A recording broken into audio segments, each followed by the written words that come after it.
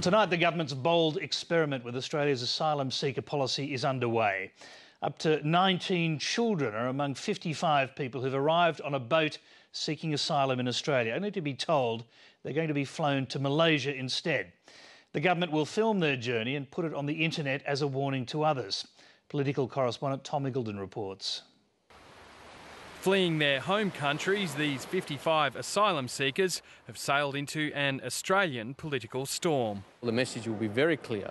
Do not make the dangerous boat journey to Australia, and do not let your children make the dangerous boat journey to Australia. They want to send a message, not just to the people smugglers, but to the electorate. They'll be sent to Malaysia as soon as Sunday.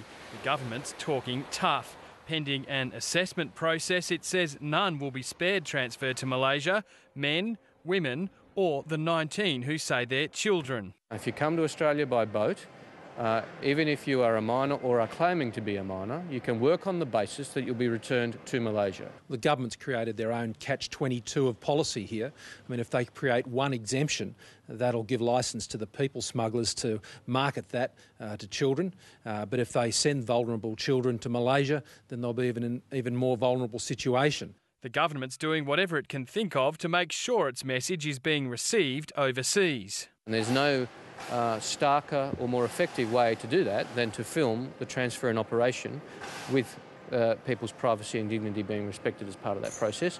And that will be put on YouTube and all the relevant websites that we know asylum seekers and others would be watching from Indonesia and elsewhere.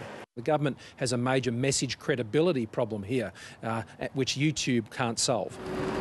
But the Greens say Chris Bowen's avoiding his duties as legal guardian to act in the best interests of the 14 children who've come without family. There are some very, very serious concerns about what will happen to these children on board the boat that arrived today. The government can't protect the human rights of anyone sent to Malaysia, absolutely, most particularly children and unaccompanied minors. The UNHCR knows that. That's why they haven't signed off on this arrangement. Australia's borders aren't just under assault from asylum seekers, at least not according to the retail industry. They say cheap foreign products bought on the internet are undermining local shops who are struggling to attract spending-shy customers.